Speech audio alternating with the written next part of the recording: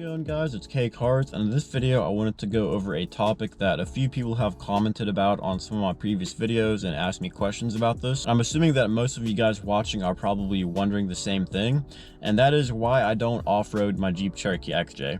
So if you guys are new to the channel, I am currently in my 2001 Jeep Cherokee XJ, and it is extremely windy outside today, so I probably won't be giving you guys too many outdoor shots, but we'll see if we can get you guys just a few here. So once again, sorry about the wind noise, but I just want to show you guys what my Jeep currently looks like. So right here, like I said, it's a 2001 Jeep Cherokee XJ. I got this thing about 1.5 years ago, and as you can see, it is pretty clean. We still do have a few things to do on it, including replacing these bumper end caps, front and rear. And then my plan is also to replace the rear bumper right here. As you guys can see, it does have a good amount of rust right there. But yeah, so just a quick walk around of my Jeep here. Also 3-inch lift on 31-inch mud tires. As you can see, I think it looks really good. And as you can see, the paint job on this thing is actually in pretty good shape as well. So moving on to the inside, as you can see right here on the inside, it is also pretty clean as well.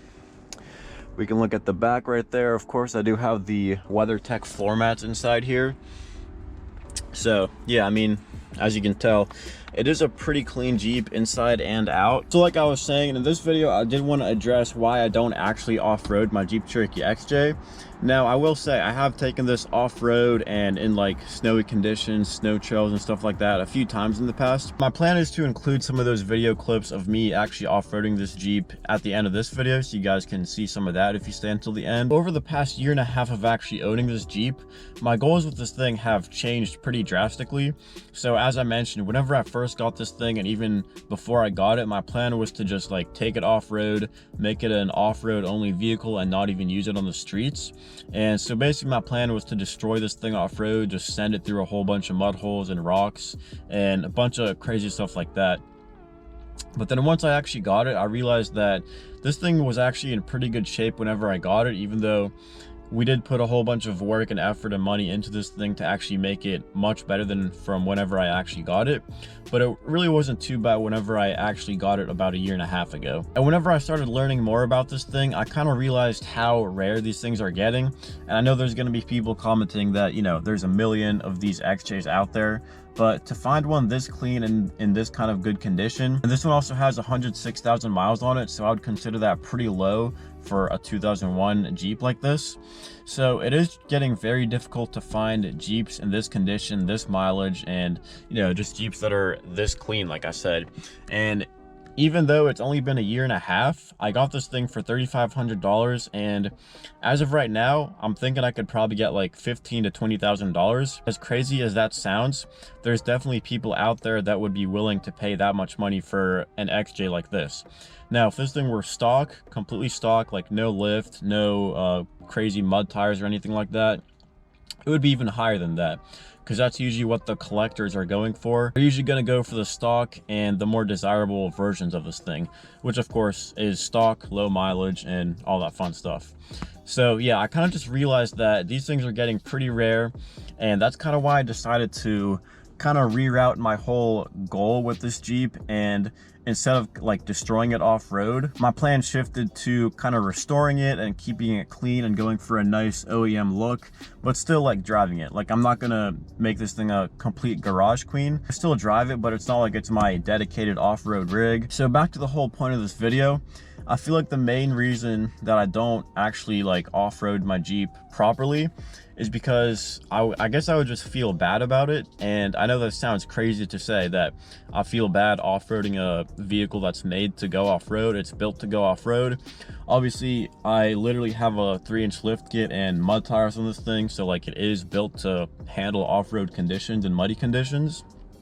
But I just feel like with all the work, effort, and like money that's gone into this thing to make it look this clean and run this good and be this reliable and, you know, be this clean as it is, I kind of feel like all of that work and effort would kind of go to waste if I ended up taking it like to some crazy off-road park and doing some crazy off-roading with this thing.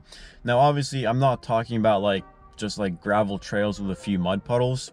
So obviously that is what I would enjoy doing, but that also brings me to my second point that I wanted to make. So obviously the first point was I would feel bad off-roading this thing, even though that sounds crazy to say. And I guess like I feel that all the work and effort that has been put into this Jeep to make it look like this would kind of go to waste if I were to make this thing an off-road only rig.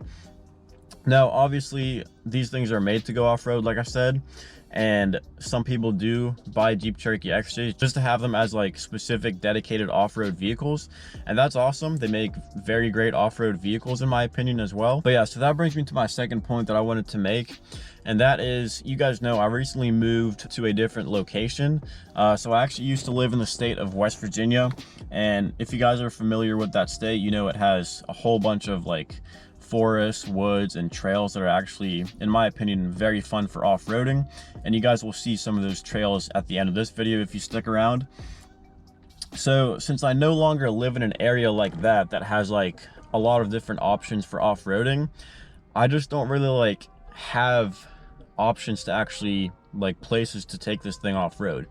I believe the closest place to me right now is about 2 hours away, and from what I've heard, it is a pretty like beginner or easy trail. I've also heard that it's not even like that long. So that's kind of like the second reason that I don't really take this thing off road, is just because simply there's not any places around here that are actually like legal for off-roading. I've heard that most of the places that people go off-roading around here is mostly just private property, and if you get caught, you could get in trouble by, you know, law enforcement because it's private property.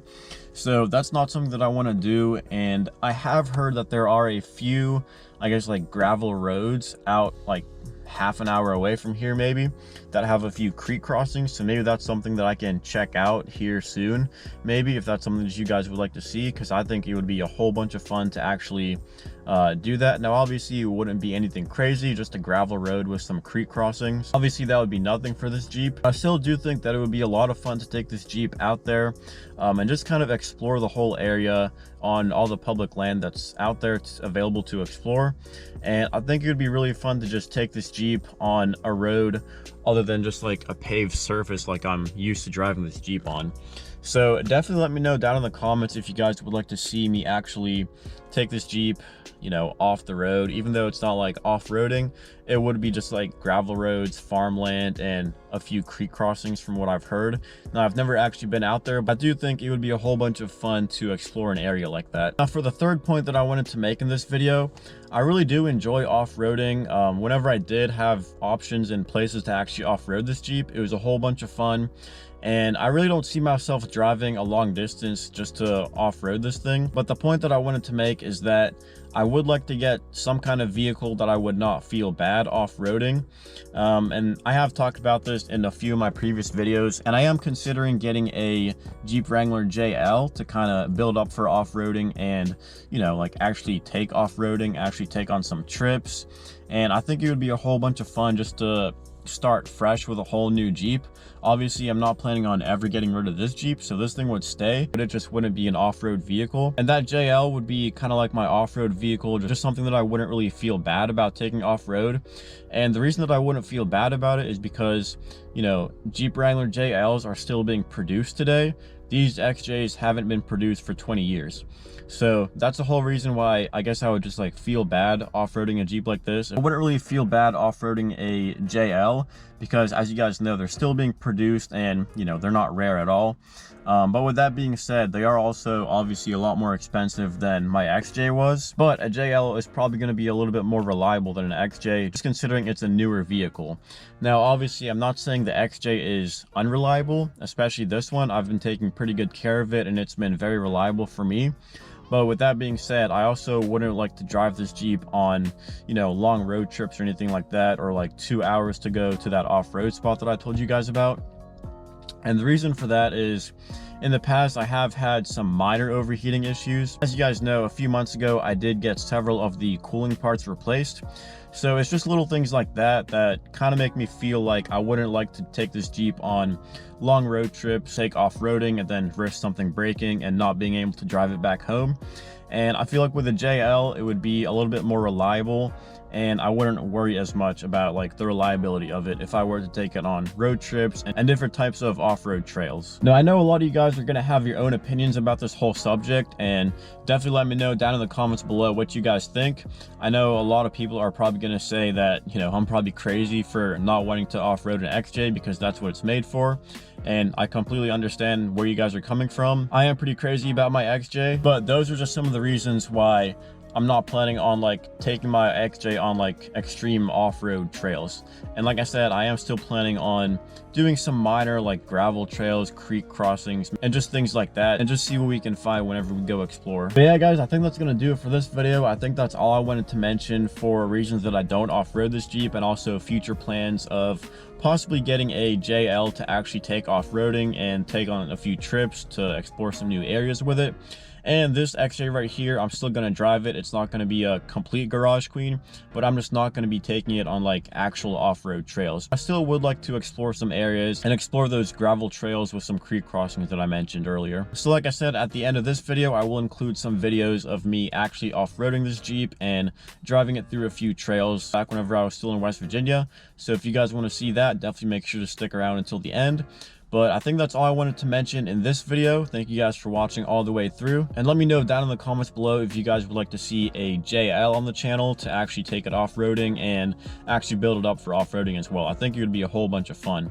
And like I said, I'm not planning on ever getting rid of my XJ. So if you guys have any video suggestions for videos you would like to see in the future, make sure to drop those down in the comments below. And if you guys have any questions or comments, also drop those down in the comments below. And if you guys liked this video or found it entertaining, make sure to like, comment, and subscribe.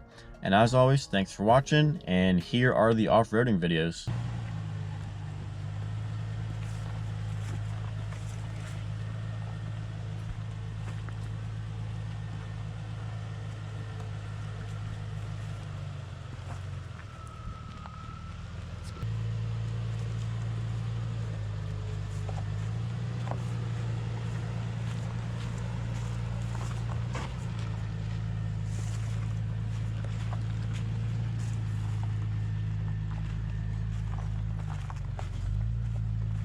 Alright guys, so let's see how the Jeep does going through these little mud holes right here. It's nothing serious, but they're definitely like, you know, they're pretty big. They're not too deep though.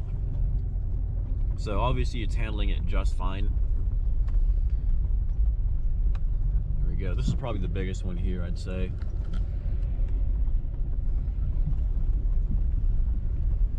Yeah, no problem whatsoever. Like I said in the beginning of this video, this is nothing compared to what we're gonna see up on the top of this mountain.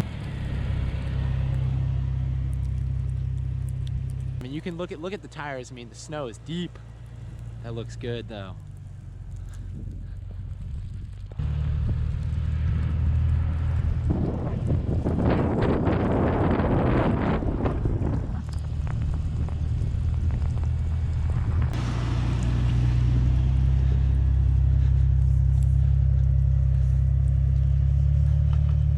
Oh, it's sliding a little bit.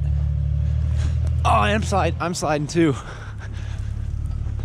You guys can see that is a solid ice right there. Oh my god. Give her a go. I'll push it. I'll push it.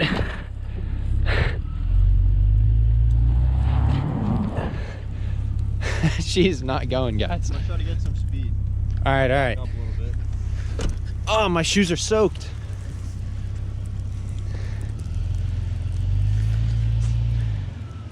Oh, be careful. Oh, she's going.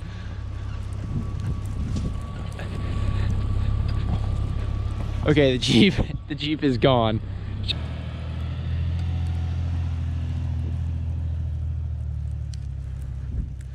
All right, with a little bit of a momentum there, we got over the hump right here.